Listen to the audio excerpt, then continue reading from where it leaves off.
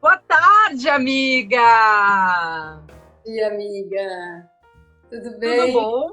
Tudo bom? E olha só, um monte de gente chegando, a Dani, o Patrick, a tia Ana, o Zeca, a Fernanda, o Joser, o Lucas, o Lucão, a Carla, A Maria, Annelise. Anne, Que Annelise, legal! Show de bola! ó, Olha, Marina, Carol, Alexandre! Daniela Ai, Algarak, que legal! olha o Lucas. E coisa Ó, boa, gente. Sejam todos muito bem-vindos, Fernanda. Que legal, gente. Que bom ter vocês aqui com a gente num sábado de tarde, para gente tomar um vinhozinho juntos, tchim-tchim, né? quem tem? Muito bem! Gente, hoje eu e a Cris vamos Olha o conversar um Diva, pouco. tanto tempo que eu não via ele. O Giba! Boa tarde! Eu acho que desde o tempo da faculdade que eu não vi o Giba, então faz muito tempo. Eu nem tanto. Mas assim, ele é muito amigo de um grande amigo meu, o Felipe, olha Felipe! só quem nos prestigia. Ai, que bom! Então, gente, o nosso tema de hoje, sejam todos muito bem-vindos, tá? Hoje a gente vai conversar um pouquinho sobre um artigo que foi publicado pelo professor Felipe Schuch, agora em abril de 2020. Que está Super presente na importante. live, que está Oi? presente na live, que está Que está presente presente na na live. live, que está nos dando, né, a honra da sua presença aqui na live, né? Inclusive, ele vai poder, se ele quiser, esclarecer alguns pontos para nós, né? A gente achou muito pertinente esse tema, né? E o título desse artigo é Coronavírus Pandemic SARS-CoV-2 Pre-Exercise Screening Questionnaire, PESC, for Telepresentation Exercise, tá? Então, traduzindo para o português claro e correto, a gente vai falar hoje sobre a pandemia do coronavírus, né? É um questionário pré-exercício para prescrição de exercícios telepresenciais.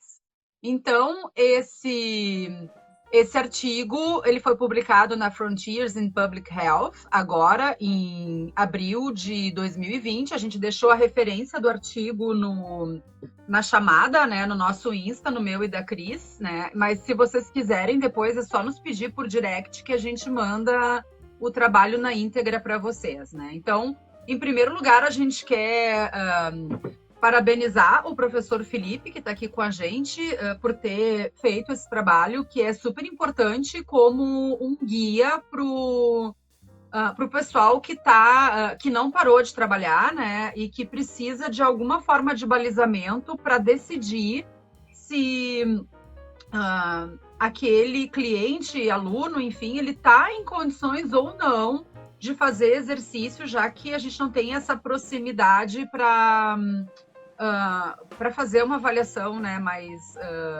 mais fidedigna, né? Cristo, quer começar dando alguns toques iniciais sobre esse trabalho? A gente pode fazer algumas considerações iniciais rápidas, né? Que eu acho que não vamos nos alongar muito com isso, porque a, a gente sabe que de alguma maneira essas informações estão sendo assim veiculadas de uma forma bem fidedigna, né? Então acho que é importante a gente considerar assim aspectos que dizem respeito primeiro que atualmente há um aumento, né, exponencial no número de pessoas infectadas, né? E aí a ideia do teletrabalho ou a perspectiva do teletrabalho ela se faz cada vez mais importante. A gente não sabe até quando, né, que essa perspectiva vai se seguir, né? Tendo em vista que ainda estamos, né, numa crescente exponencial, né? Então, o objetivo básico, né, do estudo, né, foi discutir justamente essas necessidades de triagem, né, para a prática do exercício físico, né, e apresentar esse questionário, que é um questionário interessante para que o professor, o profissional, possa se balizar, né, no que diz respeito aos sinais e sintomas dos sujeitos, né, para identificar, então, as pessoas que estão em local adequado, e aí os locais seriam os home offices, né, a pessoa na casa dela, o profissional, né, na sua casa, para identificar, então, se essa pessoa tem condições de começar ou manter a prática nesse período da pandemia, né? Então, o questionário ele tem essa perspectiva e a ideia não é aplicar o questionário uma vez, já que as pessoas, de alguma maneira, elas não estão em total isolamento, né? De alguma forma, as pessoas vão aqui, vão ali, mesmo com cuidado, né? Elas acabam tendo algum tipo de contato fora do seu ambiente da casa, né? E aí, há necessidade, depois a gente vai comentar, de que esse questionário ele tenha uma periodicidade de aplicação, né? Haja visto o período da incubação e o período em que a pessoa, então, ela já apresenta sinais e sintomas ou não, né? E nessa perspectiva, ela contamina, né? Então, ela está em casa isolada, ela pode fazer exercício ou não pode. Qual é essa relação, né? Então, essa é a proposta do estudo que eu e a Adriana identificamos que é bem interessante trazer para vocês nesse momento, né? Já que a gente tem aí um grande número de pessoas nos assistindo que trabalham exatamente, né? Estão nesse momento trabalhando, né? Em teletrabalho, estão nessa condição. Nós, inclusive, né? Nós, inclusive, na universidade. A gente teve essa necessidade de adaptar todas as nossas aulas para a questão do teletrabalho, entendendo que muitas vezes a gente pode ter alunos que estão passando por situações, né? Eu acho importante lembrar de algumas manifestações clínicas, né? Das pessoas que foram infectadas com o Covid-19, 88,7% dos casos de pessoas infectadas manifestou sintoma de febre. E, gente, não é uma febre, assim, daquelas que... nossa, 39, 40 graus. Não, é 38 graus o ponto de corte, né? Tosse, 67,8% dos infectados. Fadiga, 38,1%. Produção de escarro, 33,4%. Respiração curta, ou dispneia, né? 18,6%, dor de garganta 13,9%, dor de cabeça 13,6%, e até então a gente está com sintomas que são super parecidos com os sintomas de uma gripe normal, né? De outros tipos de influenza, né? Adriana, oi. Vale considerar também, né? O estudo não refere o percentual. Alguns indivíduos apresentam ainda sintomas gastrointestinais que são considerados aí como diarreia, né? E aí não tá descrito o percentual. Existem outros sinais e sintomas, mas esses foram os sinais e sintomas que foram identificados no primeiro estudo que foi feito, que começou em 2019 lá em Wuhan, né? Fizeram aí com 30 mil pessoas, né? E aí foram os sintomas que foram mais identificados, né? Dentre as pessoas que realmente foram testadas e que estavam positivas para o Covid. É importante também destacar que a febre, gente, ela é um indicador que apareceu num outro estudo lá na China, na mesma cidade que a Cris citou, que de 138 pessoas analisadas, embora seja uma amostra pequena, né? 138 pessoas que estavam infectadas, 98,8% apresentaram febre. Tá? Somente 2 pessoas nessa amostra não apresentaram febre. E os autores desse estudo referem que isso pode ser porque as pessoas poderiam estar medicadas, então a febre estava baixa em função de uma medicação que possa ter sido tomada justamente para abaixar a temperatura, ou porque talvez esse sintoma não fosse um indicador para aquela pessoa em específico, né? Então, das 138, 136 apresentaram febre, né? Que é um sintoma presente, muito prevalente, né, na população de infectados, né? A gente também precisa lembrar que o período de incubação é de 5 dias e meio, tá? E que os sintomas, eles começam a aparecer em torno de 11 dias e meio após a infecção, tá? Então, a pessoa pode estar infectada e ainda estar assintomática por mais de uma semana, né? Enquanto isso, ela segue a vida normal, sem saber que ela está nessa condição, né? Bom, e aí o seguinte, vocês vão prescrever treinamento para pessoas por teletrabalho e entre as nossas pessoas conhecidas, os nossos alunos, vários, né, ou profissionais já formados, vários precisaram se moldar a esse novo tipo de trabalho e a gente fala muito, né, como fazer uma avaliação física quando o aluno está em casa e etc, né? Bom, existem parâmetros, tem muita gente... o Ricardo, boa noite, Ricardo. Quer dizer, boa tarde. Enfim, bom dia, o que tu quiser, tá? E aí, então, assim, existem alguns parâmetros que tu pode analisar de funcionalidade, mesmo fazendo isso por WhatsApp, enfim, por Google Meet, por Zoom, pela plataforma que o professor de educação física esteja utilizando. Mas antes de qualquer tipo de avaliação, a gente precisa saber se essa pessoa está em condições de fazer a prática. Porque não adianta eu prescrever um programa e ela não apresentar as condições de saúde necessárias para dar conta dessa atividade. Então, a proposição, né, do professor Felipe, a gente citou o professor Felipe, mas olha só que furo, Cris, a gente não citou os coautores dele, né? Junto com ele, os coautores desse estudo são o professor Leônidas de Oliveira Neto, o professor Wagner de Oliveira Tavares, o professor Felipe Barreto Schuch e o professor Kênio Costa Lima, né? Então, eles propuseram esse PESC, que é esse questionário que a gente está apresentando hoje para vocês, né?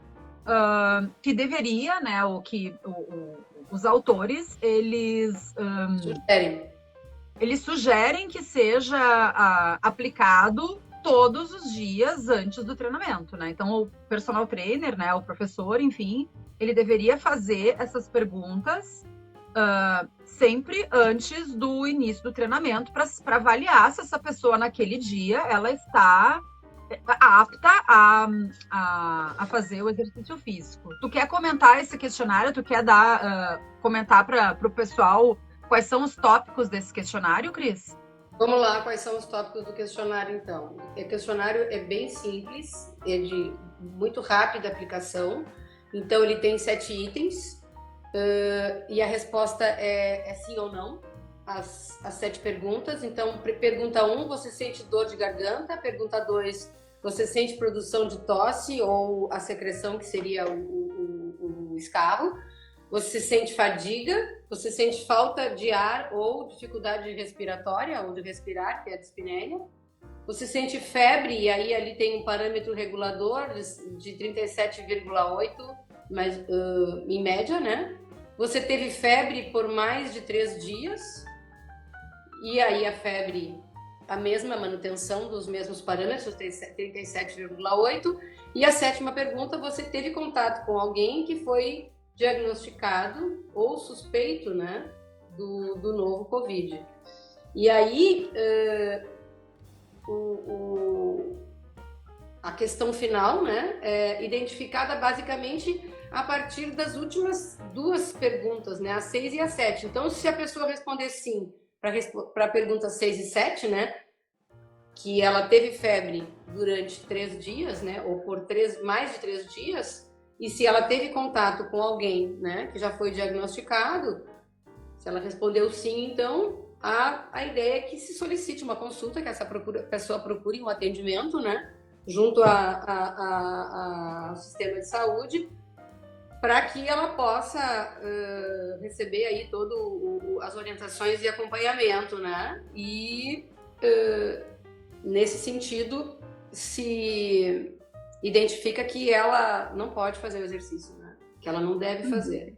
Se ela respondeu não, né, praticamente a todas as perguntas, né, isso identifica que ela está em condições naquele momento, né, de manter o exercício ou seguir com poucos riscos, né, ou pouco risco de alguma possibilidade de estar, né, com Covid e isso interferir na questão do exercício. Existem alguns pontos bem interessantes aqui no artigo do professor Felipe e dos colaboradores dele, que dizem o seguinte, ó, bom, eles balizam, né,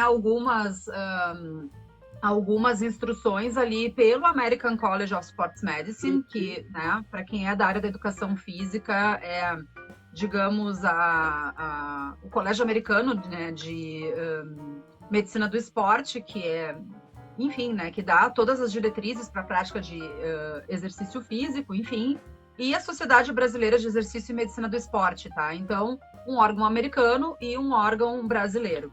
É bem interessante que o American College, ele sugere que as pessoas que são assintomáticas, elas devem permanecer fazendo exercício físico durante esse período da pandemia e o que ainda é muito interessante é que mesmo que a pessoa, isso pelo American College, tá? Mesmo que a pessoa esteja infectada, esteja com diagnóstico de positivo para COVID-19, se ela estiver assintomática, ela deve continuar praticando exercício físico em função de uma melhora na imunidade e de uma diminuição dos riscos para comorbidade e mortalidade.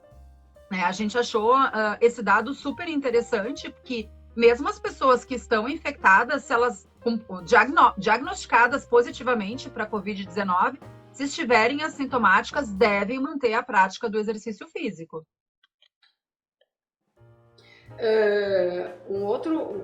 Nesse mesmo estudo, né, eles sugerem ainda, né, que os profissionais que estejam trabalhando, né, nessa perspectiva do teletrabalho, né, eles possam usar como parâmetro, né, os documentos que foram lançados nesse período agora, né, pelo Colégio Americano e pela Sociedade Brasileira de Medicina do Esporte.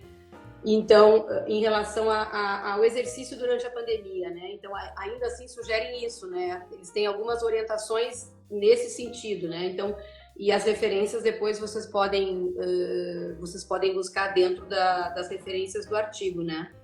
A sociedade, ainda dentro desse mesmo documento, eles destacam o impacto positivo das práticas regulares de exercícios físicos na melhoria do sistema imunológico, né? Isso em humanos, né? E pessoas fisicamente ativas com menor risco de desenvolver doenças crônico-degenerativas, né? Que são exatamente as doenças, né, que estão associadas aos grupos de risco, né? Então, por isso a importância dos indivíduos que foram diagnosticados e que estão assintomáticos de manterem, né, a prática do exercício, né? E só interromperem se começarem a apresentar os sinais e sintomas, aí então buscar o serviço, né? E aí depois a gente vai falar um pouquinho sobre a questão dos indivíduos que tiveram os sintomas, né? Passaram pela famoso período da quarentena ali dos 15, 14 dias, né? E que tiveram os sintomas, alguns mais exacerbados, outros menos, e que então retornando à atividade física, né? O que se pode fazer, né, nesse sentido, já que a pessoa apresentou sinais e sintomas, ficou um tempo sem treinar, e a gente falou isso na live da semana passada, né? As questões que envolvem o destreinamento, os cuidados aí, né, que a gente pode ter no retorno da prática desses sujeitos que apresentaram sinais e sintomas e que não treinaram nesse período, né? Tu quer falar um pouquinho sobre o Journal College Sports Medicine, que fala a respeito dos sinais e sintomas recomendados, né, as recomendações especiais para os grupos de riscos, que são as atividades da vida diária? Sim. Isso é bem interessante também, né, porque muitos de vocês que estão trabalhando, né, nessa perspectiva do teletrabalho atendem populações de risco, né, por exemplo, a população de idosos Assim, ó, em qualquer situação, se for feito teletrabalho com essa população, a gente precisa observar a segurança. E aí, dentro do artigo do professor Felipe e dos colegas dele, aparece um ponto que é bem interessante, que é a questão da segurança da casa da pessoa. Não é só a segurança do exercício, mas a segurança da casa da pessoa, que tem alguns aspectos que são muito simples, tipo assim, a casa está em condições de limpeza para essa pessoa poder fazer exercício, a casa ela tem condições, né, de limpeza ou de segurança, no sentido assim, ó, eu vou prescrever atividade física para uma pessoa que eu nunca entrei na casa dela, eu preciso fazer um scanner dessa casa. Agora é a Prof. Adri falando dentro do que... Agora já estou botando um pouquinho da minha interpretação dentro desse ponto, né, em relação à segurança, né? Quais são os móveis que estão próximos daquele espaço que a pessoa pode fazer o exercício? Se ela precisar levantar um braço, ela não vai bater num lustre, ou tem pontas por perto. Eu preciso ver a segurança dessa residência, né? Como é que se configura esse espaço para eu poder fazer uma prescrição com o mínimo risco possível de lesão, de acidentes, enfim, né? Outra coisa que o artigo cita em relação à questão da segurança é a presença de pessoas infectadas naquela casa, né? Talvez aquele indivíduo naquele momento não esteja infectado, mas eles chamam muito a atenção de que uma das questões relativas à segurança é o fato de estar residindo com pessoas infectadas, o que é para a população idosa de extremo risco, né? A outra questão que a Cris apontou ali na fala dela é que o personal trainer ele deve questionar, principalmente no caso de um professor que foi procurado nesse momento e que não conhecia esse aluno, né? Então, fora todos os outros cuidados de anamnese e a falta de acesso a um exercício que ele possa fazer, né, é a questão da independência funcional desse indivíduo para as atividades de vida diária. Uhum. Porque se é um indivíduo que tem situação de dependência para a realização de tarefas simples, a gente vai precisar fazer um trabalho preparatório para o início do exercício, né? Então, a gente também deve levar em consideração esse aspecto. Ó, a Monique está dizendo que é verdade, que ela sempre olha bem o ambiente que os alunos vão treinar para evitar acidentes, né? Claro, Adriana, a gente está... O Felipe também comentou ali a questão que envolve os tapetes, né? Que é totalmente uma questão básica, praticamente, né? Dentro desse olhar do ambiente domiciliar, né? Que é poder fazer uma análise do ambiente para poder pensar nas propostas de trabalho dentro desse ambiente, né? Muitas vezes o tapete vai nos ajudar se a gente quiser fazer algum exercício funcional, por exemplo, se esse indivíduo tem um colchonete, por exemplo, a gente vai colocar ele a fazer um abdominal, ele pode usar o tapete para fazer um deslizamento, se ele não tiver um slider, por exemplo, né?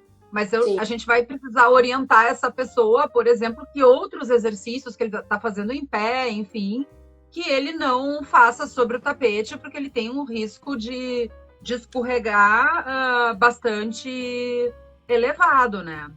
E o terceiro ponto, né, que o artigo toca em relação à prescrição de exercícios para idosos, é que se a saúde não estiver em boas condições, o indivíduo poderá piorar se ele continuar praticando exercício. Isso era um ponto que, quando a gente estava preparando a live, a gente estava discutindo, né, Cris?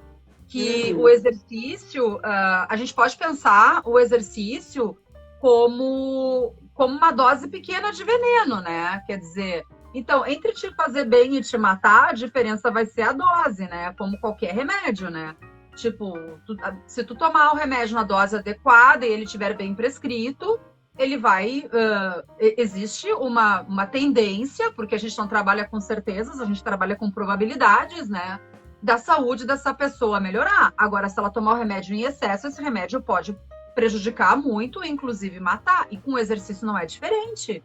Né? Adriana, então, Adri, vale lembrar, eu sempre digo que o exercício ele é um estresse para o corpo, né? Então, na verdade, a dosagem, né? O profissional da educação física, ele trabalha exatamente como o médico, né? Quando o médico pega a receita e ele receita lá o fármaco X, um total de miligramas Y para tomar A, B, C, D, o que a gente faz com o exercício é exatamente isso. A gente programa, né, um rol de determinadas tarefas, né, cargas de trabalho que vão imprimir a esse organismo um determinado estresse. E se esse estresse ele combina com o estresse, né, que é da baixa imunidade, né, no momento em que a pessoa está com aqueles sinais e sintomas, ou que ela não está com a sua saúde em condições, né, e a gente pode entrar em outros âmbitos em relação, né, à questão que envolve ao aspecto da saúde física, né, a gente agrega estresse a esse corpo, né, e aí então o exercício ele já não entra mais como um benefício, né, e sim como um concorrente, né? Porque o corpo ele vai precisar combater os processos inflamatórios, né, da doença e os processos inflamatórios do próprio exercício, né? E o exercício, então, com esse grupo de defesa que vai combater os processos inflamatórios, né? Então, por isso, não treinar nessas situações. E isso não vai valer só para idosos, pessoal. Embora tenha sido comentado no artigo em relação a esse tipo de população, isso vale para qualquer pessoa. E aí a importância, nesse momento, que houve tanta discussão, né, sobre educação física ser saúde, que as pessoas queriam abrir os espaços de trabalho, enfim, né? Na verdade, gente, o artigo já na sua introdução, ele deixa claro que esses espaços coletivos de treinamento, eles podem sim ser meio de transmissão, mesmo com todos os cuidados. Então, o teletrabalho, ele veio para que as pessoas pudessem continuar fazendo a sua prática em condições de segurança. E aí a gente precisa chamar a atenção para um outro ponto. Esse questionário, ele serve como um ponto de balizamento para o profissional entender se aquele indivíduo está ou não em condições se ele está ou não em condições de fazer a prática. E, em detectando que esse indivíduo não está em condições de fazer a prática, o exercício deve ser interrompido. Então, assim, se a gente percebe que o nosso cliente, o nosso aluno, ele não está em condições, a gente vai interromper aquela prática, a gente vai fazer algum tipo de combinação com essa pessoa, que essa aula vai ser recuperada em outro momento, ela não será paga, será descontada no mês que vem. Não sei como é que cada profissional tem a sua combinação, né, de como ele cobra pelo seu serviço, enfim. Mas no momento em que o professor de educação física está se afirmando e se reafirmando como profissional da área da saúde, né, ele precisa seguir à risca essas determinantes. Porque a gente sabe que existe um impacto financeiro nessa questão das aulas do teletrabalho, alguns profissionais diminuíram o valor, enfim, adaptações foram feitas, não é o cenário ideal para prescrição de exercício, não é, porque uma coisa é tu atender a domicílio, outra coisa é tu atender à distância, né? Atendimento a domicílio é diferente, porque o professor está na presença do aluno, né? Ele consegue enxergar aspectos tridimensionais que o telefone não te permite, né? Mas assim, basicamente, se essas questões forem respondidas de forma a levar a entender que o indivíduo não está em condições, tu perde completamente a tua credibilidade e trabalha de uma forma completamente antiética, se mesmo assim tu optar por continuar prescrevendo exercício naquele dia para este indivíduo, né? Adri, talvez seja interessante esses aspectos, eles são tão complexos, né? Porque nós todos fomos pegos de surpresa, né? O artigo traz uma questão relevante, mas sobre a perspectiva do exercício em si, né? Que envolve um aspecto, Mas se a gente conseguir abranger isso para essas questões que a Adriana está trazendo, né, a gente vai entrar em aspectos que dizem respeito a outros cuidados tantos que a gente tem que ter no teletrabalho, né? Porque, na verdade, as nossas práticas profissionais, elas não foram feitas para acontecerem em teletrabalho. Então, o teletrabalho é uma forma, vamos dizer assim, pontual e aguda, né, que os profissionais e que o mundo, de alguma maneira, teve que se adaptar, né, nessa situação. Então, já que estamos neste momento, né, e que é necessário as pessoas se manterem com as práticas de exercício, porque a alimentação, exercício, né, ou seja, alimentação aliada ao exercício e a saúde da cabeça, fazem com que a gente se mantenha com uma saúde integral, né, do ponto de vista da saúde integral. Então, para nos adaptarmos a essa circunstância, né, a gente teve então que aderir ao teletrabalho, né? Uma coisa é eu aderir ao teletrabalho no âmbito do conteúdo teórico, e outra coisa é eu aderir ao teletrabalho no âmbito do conteúdo prático, do qual eu vou ter que, além desses cuidados que a gente está trazendo a respeito, né, das questões pontuais do artigo, outras tantas, como, por exemplo, identificar no ambiente da casa do sujeito as condições de segurança básica, né? Se é uma pessoa que eu nunca vi, não conheço a casa, não sei das condições da saúde para as atividades da vida diária, para poder prescrever. Então, existem outros cuidados tantos, né, que fazem parte desse contexto agudo que nós estamos vivendo, que merecem um pouquinho e um olhar cuidadoso do profissional, né? Porque o profissional que tem esse olhar cuidadoso, ele vai conseguir fazer exatamente um checklist de tudo que é necessário para que este atendimento possa acontecer, né, da melhor maneira possível, né? Ou da forma mais eficiente, gerando melhor benefício para o seu cliente, né? Então, isso são questões que podem vir a surgir ainda, né, de outros cuidados tanto que são tanto quanto os cuidados relativos à questão específica dos sinais e sintomas da Covid, né? Com toda certeza, em algum momento, eu entendo que essa adaptação vai ser uma adaptação, de certa forma, permanente para algumas pessoas, né? Algumas pessoas vão optar, né, por quererem uma prescrição à distância, alguns alunos, alguns clientes, porque perceberam que isso pode otimizar tempo, pode diminuir gastos com academia, se eles percebem que o trabalho do personal trainer é um trabalho de boa qualidade, mesmo sendo à distância. Mas aí eu acho que a tendência é que o American College, que é a Sociedade Brasileira de Exercício e Medicina do Esporte, vão apresentar diretrizes para isso, né? O que o Alexandre nos pergunta? Que tecnologias, plataformas as pessoas estão acessando no treinamento à distância? Alexandre, te respondendo a tua pergunta, vários das pessoas com quem eu tenho conversado têm utilizado diretamente o WhatsApp, tá? E nós já vamos entrar num aspecto interessante nessa questão, porque dá para fazer videochamada, né? Então, as pessoas... E aí, assim, o que a gente está falando em relação a teletrabalho, que eu acho que... a Ana está dizendo que usa o WhatsApp, deixa eu ver se eu consigo pegar o comentário. A Monique está dizendo que usa o WhatsApp também, né? Então, várias pessoas que eu tenho contato ou usam WhatsApp ou usam Zoom, usam o Google Meet, né? Provavelmente tem a ver também com a plataforma que o aluno prefere utilizar. A Dani está dizendo que usa Zoom. O André Assum está dizendo que usa Skype, então as plataformas são bastante variáveis, né? Para responder para o Alexandre, Adri, eu acho que é importante a gente ressaltar. Muitas vezes o profissional tem que se adaptar à ferramenta do aluno, né? Por exemplo, sim, sem dúvida.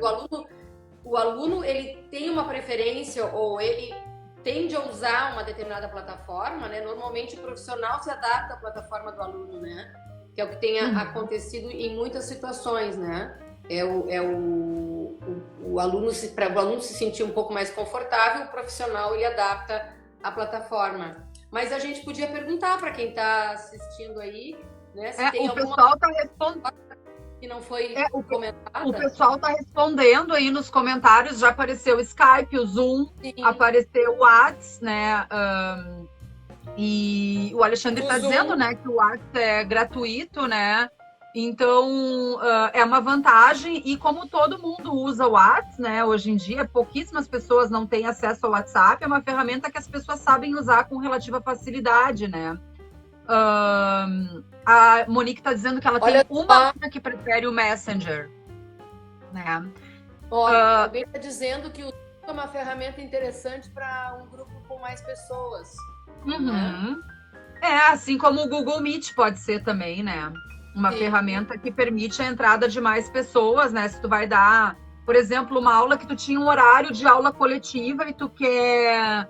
o Alexandre pergunta, alguém trabalha com grupo coletivo?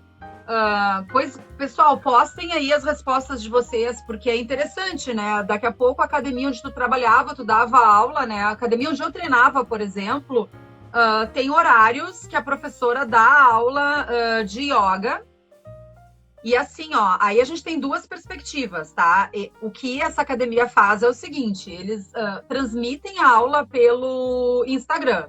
Então, a questão de transmitir aula pelo Instagram te limita no sentido de que é uma ferramenta legal, que tu pode dar a tua aula para o mundo inteiro. Na verdade, pode ser, inclusive, uma forma de marketing pessoal.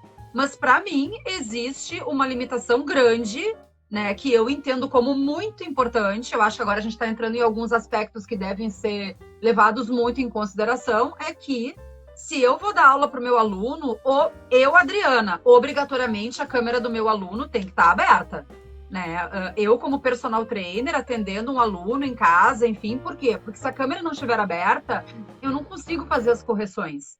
Eu não consigo visualizar como que esse aluno está fazendo o exercício, se está correto, né? Então, isso é uma questão. Mas, assim, aí tem um outro aspecto, que são alguns profissionais que se filmam treinando e mandam o treino para o aluno fazer sozinho, tá? Como se fosse uma consultoria. Vai lá, tá? E ainda tem, então, os professores que fazem essa perspectiva de estar online com os alunos. Então, nesse aspecto, o Zoom é interessante, né? Deixa eu ver aqui o que tinha de comentário. A Monique diz que dá aula individual em dupla. O André diz que a academia onde ele trabalha fizeram um estúdio para dar aula em grupo via Zoom. Interessante, né? Porque daí, assim, tu pode observar os teus alunos. Daqui a pouco tem um professor demonstrando e o outro observando. Isso pode funcionar, né? No sentido de quando precisa de alguma instrução, de algum feedback, né? Então, acho uma proposta interessante. Ontem a gente teve uma aula lá na faculdade com a professora Monique Sanches, que é personal trainer e precisou se adaptar ao teletrabalho, inclusive está aqui nos acompanhando, né? E uma das coisas que ela falou que é importante, que aparece também de alguma forma aqui no artigo do professor Felipe, é que tudo que ela combina com os alunos dela, ela combina por WhatsApp para ela ter as informações todas por escrito, tá? Porque uma das coisas, assim, que aparece em relação às respostas dos questionários é que, assim, a gente tem alguns aspectos ali, tá? O questionário não é sensível a pessoas assintomáticas, tá? Isso é uma coisa importante. Eu posso estar contaminada, mas estar ainda no período de não apresentar sintoma nenhum. Isso não é nem culpa minha, nem culpa do meu personal trainer. Se ele vai me perguntar alguma coisa, eu vou expressar o que eu estou sentindo, né?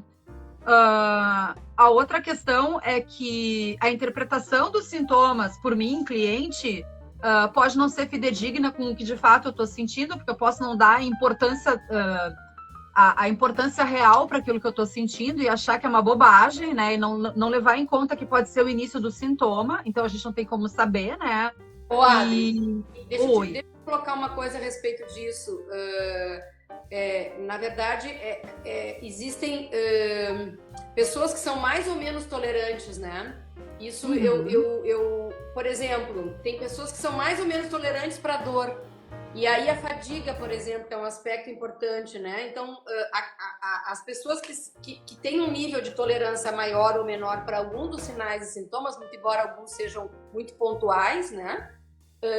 Isso pode fazer a diferença, né? Na hora de responder o questionário. Né? Pode, aí, ou por exemplo, como profissional saber. Né? Eu, por exemplo, que tenho rinite, né? Quando tu tá atacado da rinite, o teu nariz parece uma torneira, né? Mas aí, será que é por causa da rinite ou será que é por causa de uma outra infecção? Então, assim, ó, isso são aspectos que a gente tem que levar em consideração, mas assim, voltando ao que a Monique estava falando na questão de ontem, que ela externou lá para nós na aula de atividades de academia, ela deixa tudo por escrito, tudo combinadinho, porque assim, ó, daqui a pouco tu tá atendendo um aluno que é fominha pelo exercício e não quer parar de treinar.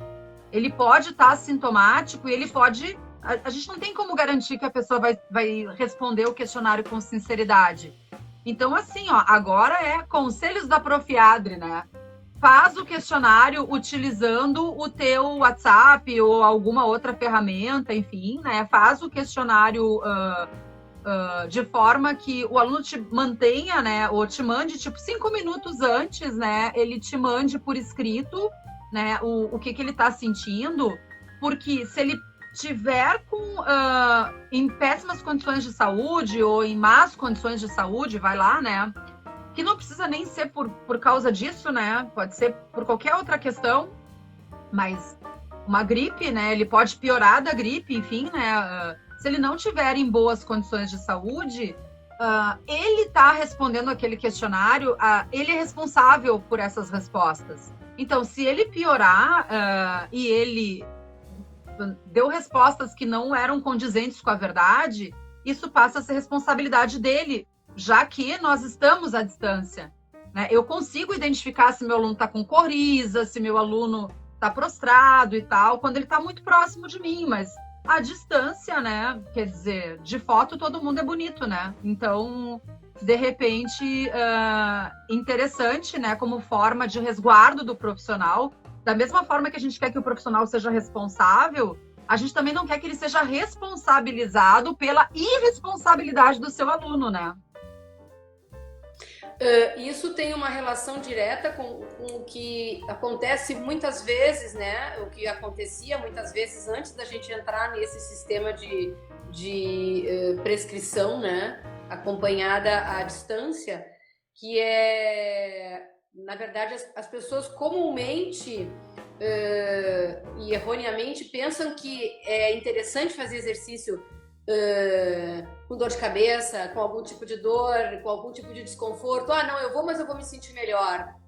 Não? Ou então, assim, ó, fé, foco, determinação, né? Porque isso muito aparece no Instagram, é tão bonito, né? Se tu não fez exercício é porque tu não tinha força de vontade, tu não tinha foco, não sei o quê.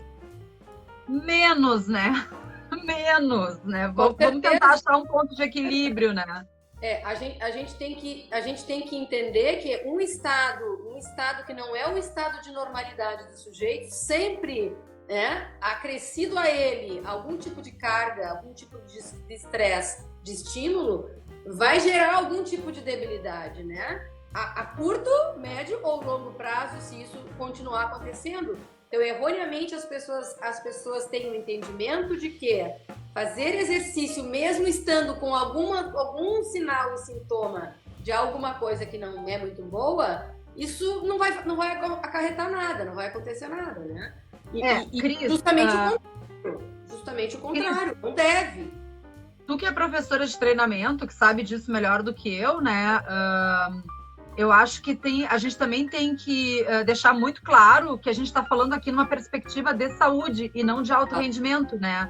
Agora, o último comentário que tinha aparecido ali na tela era da Dani, né? A Dani, por exemplo, é atleta. Então, a gente sabe que o atleta muitas vezes não tem essa prerrogativa. Mas aí é outra discussão, gente. É alto rendimento, é outra discussão. Aqui a ideia da nossa live é a perspectiva da saúde e não do alto rendimento. O meio esportivo, né? O âmbito do esporte de rendimento e alto rendimento, ele inevitavelmente não vai levar isso em consideração. Então a gente descarta isso nesse momento, né? E aí gostei que a Dani deu risada ali, né? Porque na verdade o atleta ele é exigido ao máximo sempre, né? E era isso, né? E alguns cuidados aqui e ali, mas o atleta ele tem que render, ele tem que dar resultado. Então, e ela mesmo, né? Agora vou te usar, a Dani, né? A Dani é um garato, né? Nossa triatleta da vida preferida, né? Gente, a gente gosta de todos os triatletas, tá? Mas a Dani é a minha triatleta do coração, porque foi me orientando, é muito minha amiga, sai para pedalar comigo de vez em quando, né? Então tem um carinho todo especial por ela. Mas assim, a Dani tem postado que ela tem sido super responsável nesse aspecto, tipo assim, ela tá treinando lá numa piscininha pequena, mas amarrada num monte de corda para não perder o treinamento, ela tá treinando no rolo, na bike. Essas pessoas ficam correndo em volta do jardim, assim, essas fazem 10 quilômetros em volta do jardim, porque no alto rendimento, né, a gente tem que dar aquele jeitinho básico, né? Então,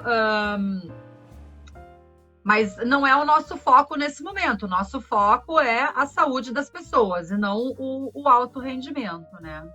Cris, tu tem mais alguma coisa para colocar em relação ao que a gente estava dizendo? Ou a gente pode abrir um espacinho para as perguntas? A gente só pode reconsiderar, né, que o instrumento ele possui algumas vantagens, né, pois ele é de fácil aplicação, simples e rápido de aplicar, né, não tem custos adicionais, mas vale ressaltar as limitações, né?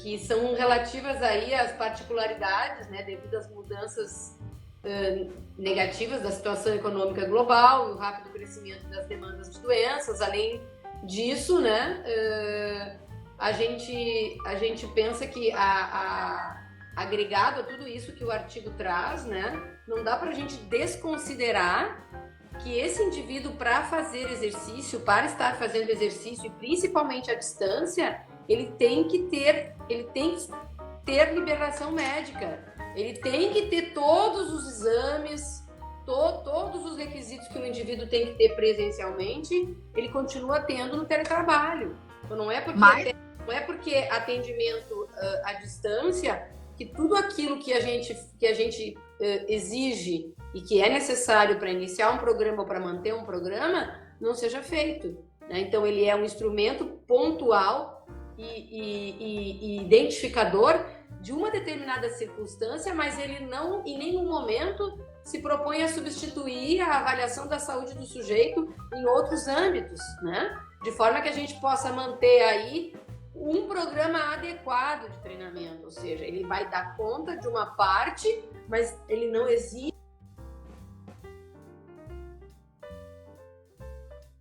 trazer elementos que são, né, possíveis para prescrição, que fazem parte de uma avaliação, né, que é necessária antes de a gente começar o treinamento, ou que ela faz parte do processo de treinamento, né?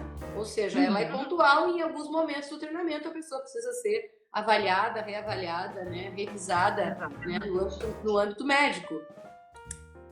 Porque, inclusive, uma das coisas que eu falo muito em sala de aula para minha gurizada, né? Aliás, para nossa gurizada, porque a gente trabalha no mesmo lugar, né? É que a gente vai no médico, faz uma consulta quando a gente está se sentindo mal por alguma razão, ou vai fazer um check-up, enfim. O médico, ele não te dá um parecer, ou seja, ele não te prescreve um tratamento sem antes tu apresentar todos os exames que ele te pediu. Eu não entendo a lógica na educação física de algumas pessoas prescreverem exercícios sem acesso a esses dados, porque daí parece uma coisa meio de curandeiro, né? Tipo, eu tô partindo do pressuposto que tu é saudável, que tu é, enfim, que tu não tem nenhuma lesão musculoesquelética, que teu coração funciona bem, que teu pulmão tá de boas, né? Então, não faz muito sentido que a gente prescreva exercícios antes da pessoa te apresentar em que condições de saúde ela tá, porque, inclusive, detectando que ela precisa de, enfim, né, que tem alguma questão no coração, ou que tem alguma lesão, enfim, a partir disso tu estabelece os princípios para a prescrição de treinamento, né? Então, assim, não prescrever no escuro, gente, é um risco desnecessário pro profissional de educação física. Todos deveriam, de alguma maneira, ter acesso ao estado de saúde do seu cliente, né? Por uma questão de segurança mútua, tua, profissional, para não fazer nenhuma bobagem na prescrição, e do teu aluno, que, na verdade, está te procurando pensando em algum benefício, né? Adri, eu acho que a gente falou tudo. Falamos. Do artigo, acho que foi tudo. Não sei se a gente agora vê se o pessoal tem alguma questão específica, né? A gente pode disponibilizar no direct, né? O artigo contribuições, todo, né? Dúvidas, ou comentários, inclusive coisas que vocês discordam da nossa fala, enfim, né? Mas ponham aqui a opinião de vocês, né? O que vocês entenderam ou se ficou alguma, enfim, né? Por vocês agora. Deixa eu colocar um aspecto que eu falei, ó. Os autores do artigo, eles citam, né, o relatório, né, que a Sociedade Brasileira de Medicina do Exercício e Esporte